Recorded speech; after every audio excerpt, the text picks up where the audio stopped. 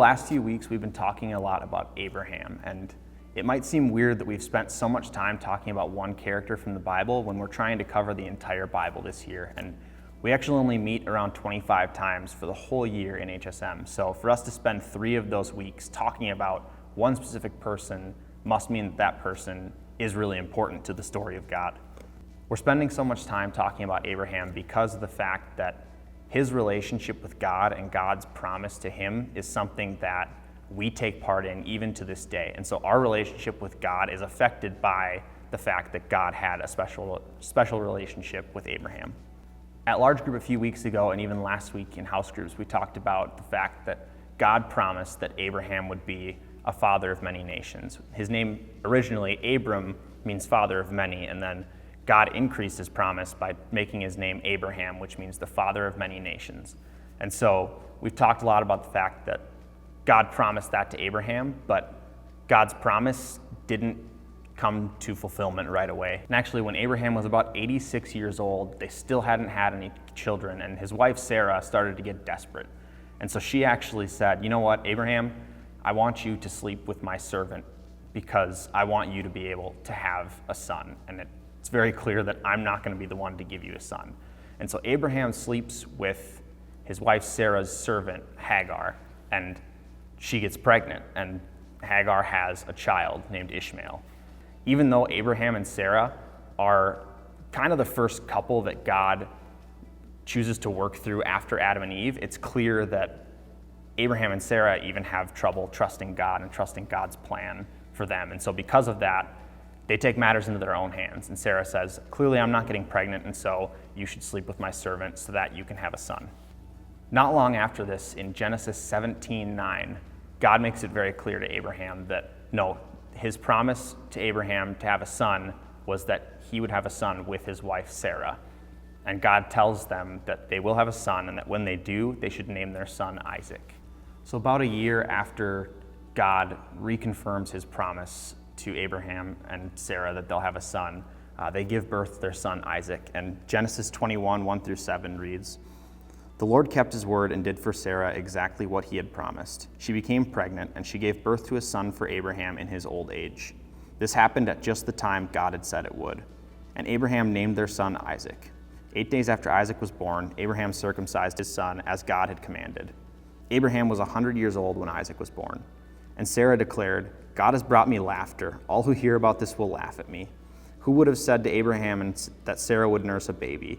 Yet I have given Abraham a son in his old age.'" So Abraham and Sarah had waited almost 100 years for their son to be born, and they were overflowing with joy at the fact that God's promise finally seemed to be fulfilled. And the amount of joy that these two feel in this moment when their son is finally born to them makes the next chapter even more confusing to us as we read it. Sometime later, God tested Abraham's faith. "Abraham," God called. "Yes," he replied, "here I am. Take your son, your only son, yes, Isaac, whom you love so much, and go to the land of Moriah. Go and sacrifice him as a burnt offering on one of the mountains, which I will show you." Now, it's important for us to pause here and realize that, at least for me, it's really easy to jump to these thoughts of, why would God do this? This feels really wrong, and this feels really counter to God the way that I know God to be. And it's important for us to just do our best to press pause on that and kind of hold those thoughts at bay, because actually child sacrifice was something that was fairly common in the religions of this society in this day. And child sacrifice, heartbreakingly enough, is something that still happens today in different cultures. And so Abraham wouldn't have been that surprised to hear God ask him to sacrifice his son. But it's important for us to do what we can to not jump to conclusions that, man, there's no way that God would have asked him to do this, because when we read the entire story, we'll see that it all starts to make sense towards the end. And so we'll continue on with the next few verses here. And the next morning, Abraham got up early. He saddled his donkey and took 2 of his servants with him, along with his son Isaac. Then he chopped the wood for a fire for a burnt offering and set out for the place God had told him about. On the 3rd day of their journey, Abraham looked up and saw the place in the distance. "Stay here with the donkey," Abraham told the servants. "The boy and I will travel a little farther. We will worship there, and then we will come right back." So we know that God has asked Abraham to sacrifice his son Isaac. And so when I read, especially verse 5, the first question I ask is, was Abraham lying to his servants when he said, we're going to go and worship for a while and we'll both be right back? And as I read that, I think, no, I don't think Abraham was lying to his servants, because Abraham was really confused in this moment, but he did know a few things. He knew, one, that every time he had trusted God, God came through and God provided and God fulfilled his promises to him.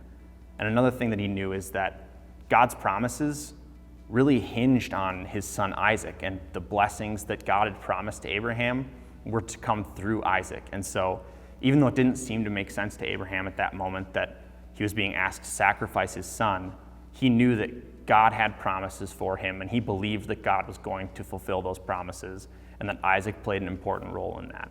So even in this moment when it feels like nothing makes sense and everything is really twisted and confused, Abraham chooses to trust God and continue on and tell his servants that they'll be coming right back after they get done worshiping on this mountaintop. So Abraham placed the wood for the burnt offering on Isaac's shoulders, while he himself carried the fire and the knife. As the two of them walked on together, Isaac turned to Abraham and said, "Father?" "Yes, my son," Abraham replied.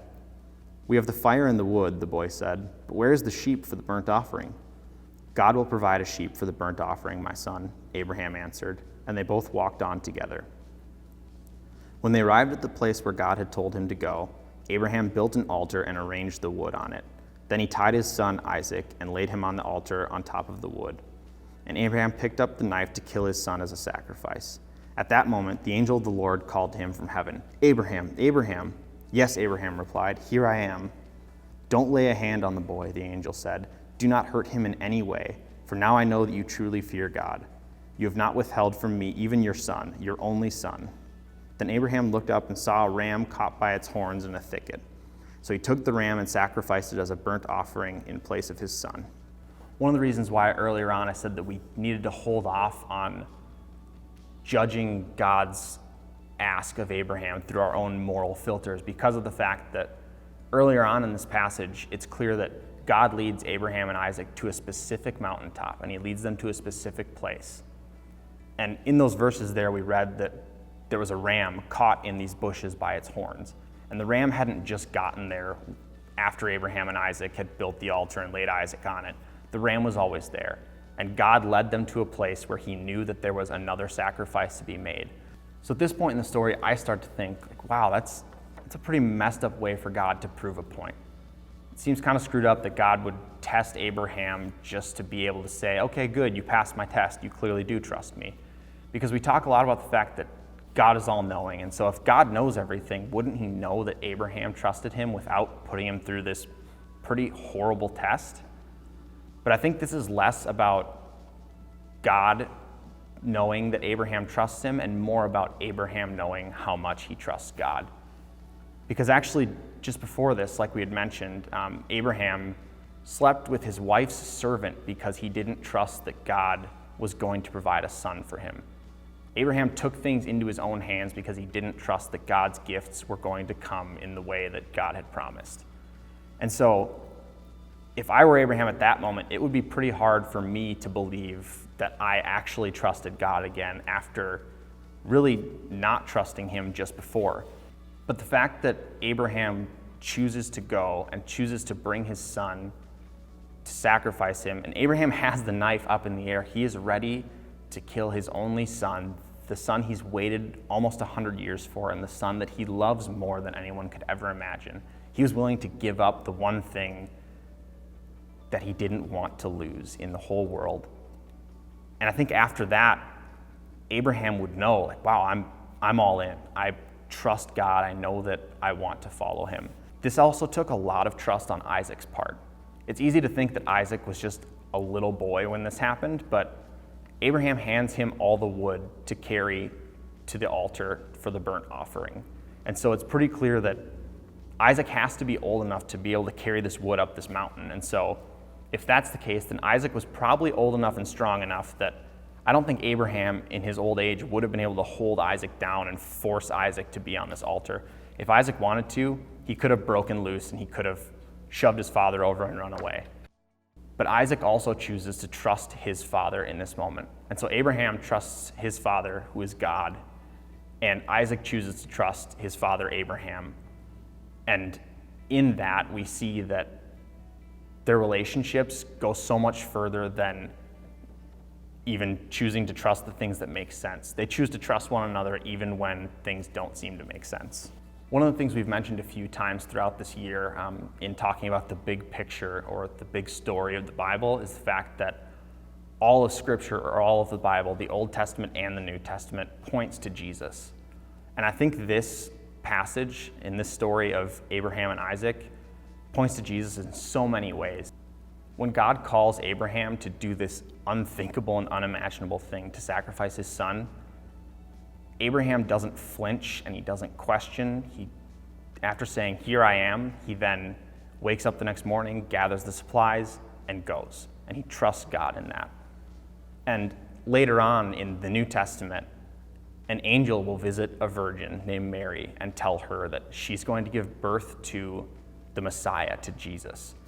And even though nothing about that makes sense to Mary, she doesn't know how that's going to happen or why God would choose her. She knows that it's God and God's messenger giving her this promise, and so she chooses to trust in that. Just like Abraham chooses to trust that God would provide the sacrifice when they got to the top of this mountain.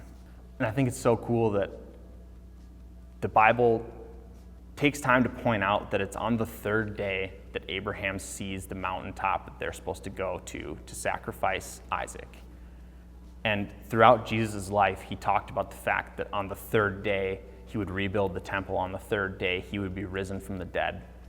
And I just think it's amazing that in one of the first chapters of the Bible, we're already hearing this idea of the fact that on the third day, God is going to come through and fulfill his promise to Abraham, and that thousands of years later, on the third day, Jesus would rise from the dead, and that in that, God would be fulfilling his promise to all of the people at that time and all of the people through all generations up to us today and far into the future, that he defeats death and he conquers death by coming back from the dead after being crucified. Isaac carries the wood to be sacrificed on up the mountaintop. And when Jesus is being led to Golgotha to be crucified, he has to carry his own cross, the thing that he will be sacrificed on. And so in a way, this is sort of a foreshadowing of what is to come. But then after they build the altar, after Abraham builds the altar and Isaac lays down on it, we realize that Isaac actually isn't the sacrifice, but that God provides something else, someone else, to take Isaac's place. It seems as if Isaac is the one deserving of this death because God called for it. But instead, God provides a ram to be sacrificed in Isaac's place. And when Jesus dies on the cross, we learn that he's actually dying in all of our place. And he is taking on our sin and he's dying for us. And I just think it's incredible that God is already hinting at the fact that he has a plan to save us that is so much bigger than we could ever imagine. So tonight, as you head into small groups, we want to give you all some time to look at Abraham's life and look at the relationship that he has with God and the trusting relationship that he has with God, and really ask yourself, what would it look like for me to trust God the way Abraham trusted God? What would it look like for me to trust that God is currently present and will continue to be present in my life, even in the times when it makes no sense at all? Even in the times when everything seems so dark and everything seems so messed up and mixed up, and we can't begin to understand how God is present in those things, what would it look like for us to choose to trust God in those moments? And maybe there has been a time in your life where you did see God show up in a powerful and amazing way, and we want to take time to share those stories tonight too, because we can strengthen one another and we can really know that, you know what, God is at work, and I trust that he's going to be at work in my life today, and that he has been in the past, and that he will continue to be into the future.